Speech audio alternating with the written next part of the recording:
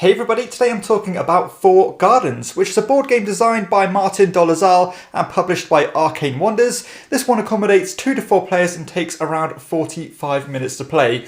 Now this is a medium light resource management and contract fulfillment style game that looks a bit different because you actually have this really impressive 3D pagoda, which is one of the main focus points of this game. You've got this score track here where you've got these 4 different gods that you're trying to climb the tracks of to get victory points at the end. You're going to start with some of these dual-sided cards here, and you're going to have a supply which you're going to draft from, and as well as some of these bonus tiles.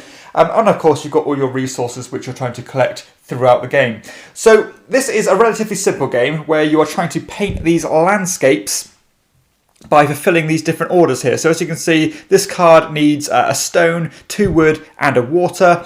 And if I ever completed that, I would paint this part of the painting. And as you can see, we've got all these different types here for different colours. And they've got these different kind of symbols here to show which part of the painting that is. So ultimately, if I painted these 2 bits of the painting, they will come together like this. And that will kind of constitute towards some of this painting, which needs 5 parts to complete. Some of them only need 2 parts, like this one here. And so they vary in their difficulty to achieve.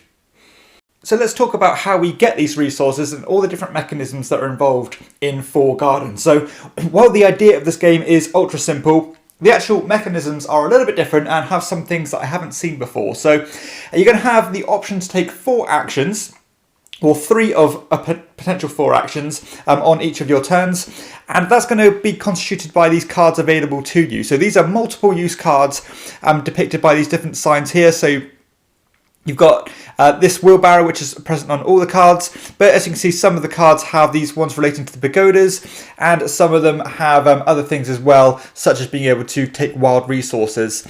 Additionally, you can always play them as the actual painting as well, where you put them separately, meaning that you want to kind of commit to this painting, and therefore are looking to achieve that by getting those resources. So anyway, let's go back to the actions here. So the first action you can take is to actually acquire resources. And when you do that, you are looking at this part of the card here with this pagoda symbol. And that relates, obviously, to the pagoda. So as you can see from the pagoda here, I have 4 different levels, all depicting a different resource and different numbers on each of those levels as well. So what's quite important about this game is that the actual physical orientation of this pagoda is really important. So this side of the pagoda relates to me, this side of the pagoda would relate to another player, this side would relate to another player, and so on. So I'm only looking at my face of the pagoda. And again, when I take this action, I am going to have a look at which of these symbols is highlighted. So this one here says the bottom one. It means I can rotate this in 90-degree fashion. So I could go like this, for example, meaning that I would take every kind of layer above the one I've moved is also going to move as well. Whereas if I just did this one here, it would simply rotate the top part of the pagoda. And this is really important because you are very limited on how many resources you can hold at any time. So you've got this little cardboard piece here which shows how many resources you can hold at any time. So you start with a base value of 4, but you have got potential to upgrade that. But looking back at this symbol here, it will then show the order in which you collect those resources. So again, if I played this card, I'd discard it out of the way. And it was saying I rotated the pagoda, and then I'm going to collect resources from top to bottom, whereas some of them go from bottom to top. And then I'm going to have a look at the resources going down here. So I'd get 2 stone, and again I'll put them on my little tracker here, and then I would get 2 wood. Now, obviously, that's important, and the reason why you might want to manipulate this pagoda in different ways is because if I say I really wanted some of these plants here, I might want to manipulate the pyramid or the pagoda so that I don't have anything here. So when I take from top to bottom, I would go straight to the plants. So that's how that mechanism works. It's really different. I haven't seen anything like this before, and it particularly works well because you have a strict capacity. So now I have these locked in here. I have no potential to hold any more resources.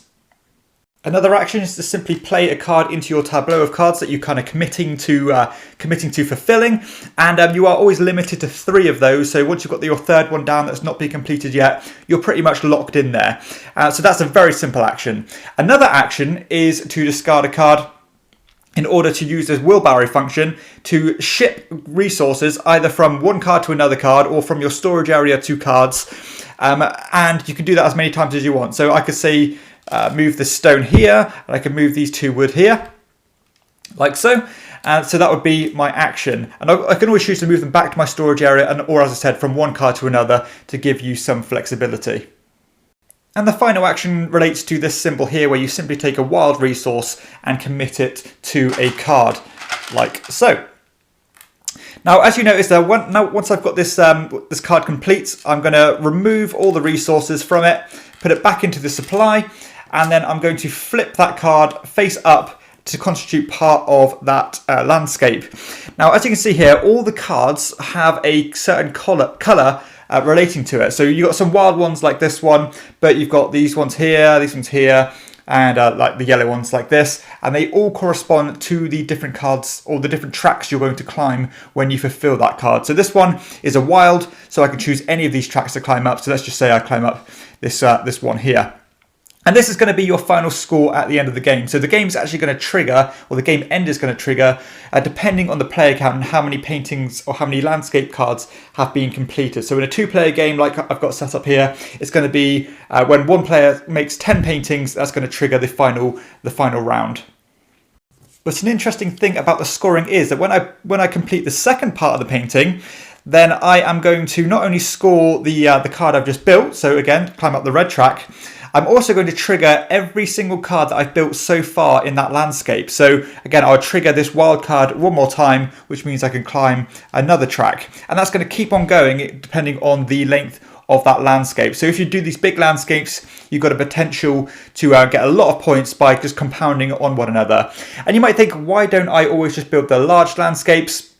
Because I'm going to get a lot better scoring. Well, the reason you might not want to constantly build the large ones is and build some of the small ones is because of these bonus tiles.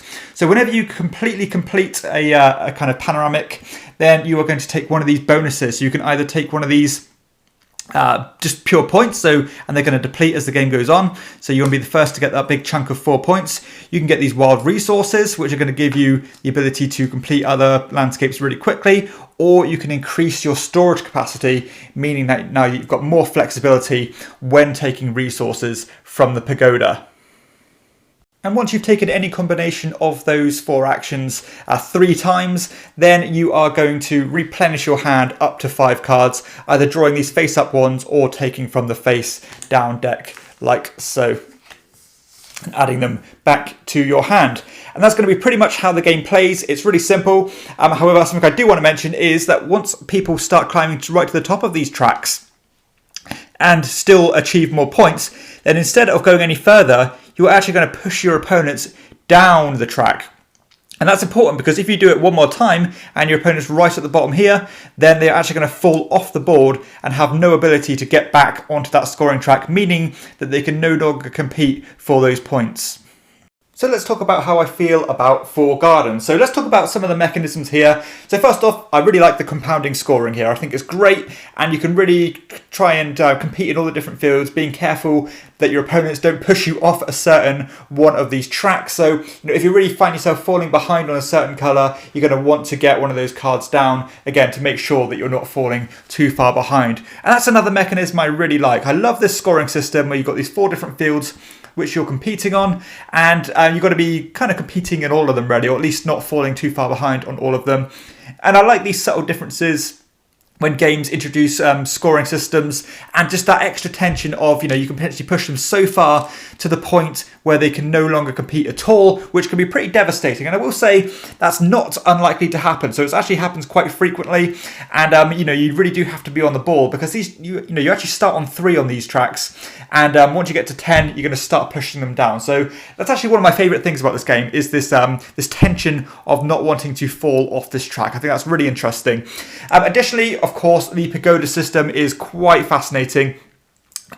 Initially you might think, why don't I just try and line up all these symbols to try and get the absolute most resources I can. It's because you have such a strict capacity here, and I think this works really well, and you have to manipulate that board as best as possible and puzzle it out. And It all stems back to the multi-use cards here. So generally, as a rule of thumb, I do like and enjoy these multiple use cards. Do you want to commit to them to build these certain paintings or these landscapes? Because, I might have both of the cards here like this, and that's quite a good opportunity to get them down and get them played, to get those bonuses. But at the same time, I might really want a specific movement here in order to obtain the resources I want for other cards, or maybe cards that I've already committed to achieving. And I do also like the way that, sometimes you have a very subtle move here, like just moving top one. But I like the fact that when you move the lower levels, then you're going to move all the ones above it and not just the level it's on. And that just passively is going to affect all the other players. It's going to be frustrating for them at times because they might have lined something up perfectly and you've just completely screwed them over by trying to help yourself. And that kind of passive player interaction is quite nice in Four Gardens. I think it works quite well. I will say that as the game goes on, I think the interest and the how interesting these cards function does diminish, because at the start you have such an open field here. What paintings do I want to commit to completing? But of course, as the game goes on, you kind of know which cards you're going to go towards, and you know which specific cards you need to build, meaning that you have a more locked-in strategy and know which cards you can dispose of. So that tension and the difficulty of the decision of which cards you're going to keep and which cards you're going to lose does diminish as the game goes on. So I suppose that's unavoidable, really, but it's just an observation that I noticed when I played this one. I enjoyed the decision of weighing up, are you going to go for the smaller paintings or the bigger ones? Because as I said, when you go the bigger ones, you're going to keep on, get that kind of domino effect scoring to climb up loads of tracks at once. But the smaller paintings and the smaller panoramics are equally as good, because you get to kind of compensate for that by getting these other ones here, these bonuses, which are really useful. Just having that extra couple of spaces, or that extra space to put a new resource on, is fantastic. That's really adds a lot to your flexibility there. And while it's only one, it does actually make a big difference in how well you can manage your resources. So there's kind of two different approaches there. Do you want to go for the big ones? Do you want to go for the small ones? But they both have their advantages and disadvantages. I think the uptime and general flow of the play is decent in this one. You get 3 actions per turn, and to be honest, they're mostly quick grabs. If you just want to use it to shift resources around, you can get that done in less than a second, really. So despite having 3 actions and not being overly involved in other people's turns, it doesn't feel like you are disengaged from the game. You're not just sit there twiddling your thumbs while other people enjoy their turn. You are kind of it does get back round to you pretty quickly. And of course, if they are manipulating the pyramid, then you're going to have to adjust your plans, the pagoda, you're going to have to adjust your plans on the fly, because you could have lined up the resources that you wanted and then your opponent has just completely messed that up, meaning that you might have to now discard another card that you wasn't initially planning on doing so. So yeah, it's the downtime and the general time of the game as well, being 45 minutes, feels about right for me. It didn't outstay its welcome. The trigger of the game is pretty fair, just being the first to build a certain amount of cards feels good. And when the game goes on, you're going to start to smash these cards out pretty quickly and find yourself getting a lot of points. So I think the arc, the flow and the tempo of the game is good.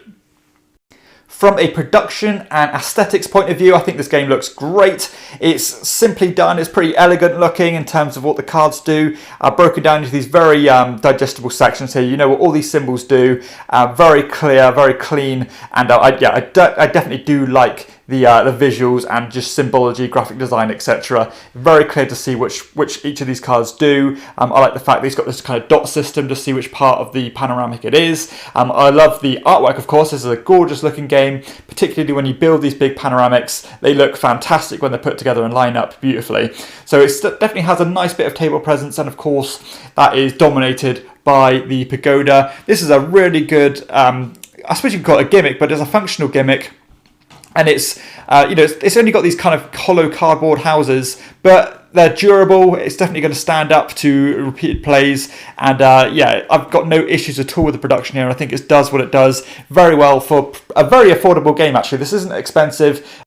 I suppose my biggest concern with Four Gardens is the replayability. I'm concerned that down the line, once you've played this a few times, there's not really much else to explore. You're going to be doing the same thing again and again and again, and there really isn't that many paths to victory or things to try and go for. One game you might want to go for the small ones and get the bonuses. The next game you might want to go for the bigger ones. And I suppose you are always kind of tactically making choices depending which cards are available to you at any time. So you're going to be somewhat tunnel visioned on which cards are available to you. But because you have 5, you are a bit more flexible than a lot of other games. But yeah, it is a very simple contract fulfillment game. There are some different little novelty factors here, some different gimmicks and some very small mechanisms which make the game feel different and fun. But I think ultimately the crux of it is going to feel similar from game to game, which does concern me again.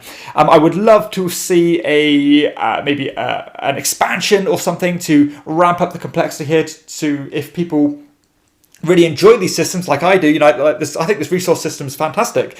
But I think the game around it is somewhat, maybe a bit too simple for me. It's very simple contract fulfillment, just get the resources down, flip the cards over. Whereas if you had some other things to consider, then maybe that could make this even more interesting. So I can see what it's going for, I can see the market it's going for, and I know there's going to be a lot of Gateway Plus level gamers, which I suppose is the most commercially kind of appealing way of gaming out there, who are going to really enjoy this and find all these different things great. As I do, I think the game is rock solid, but again, just that legs, and is it going to stand up to repeated plays again and again and again, just considering how simple the actual objective is.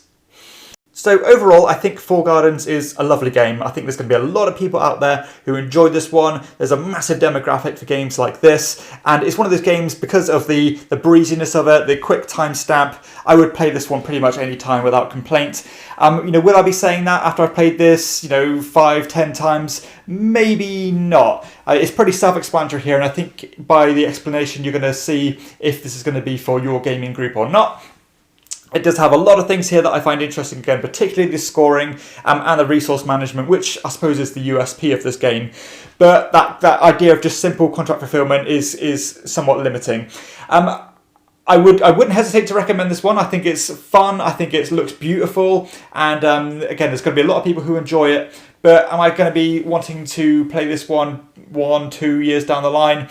I'm not sure, unless it does have that extra injection and extra layers of strategy and decisions embedded in this one. So I'm not sure if that's going to be fixed by an expansion or two, or whether they want to reuse this mechanism, which I really love, in a more complex and involved game.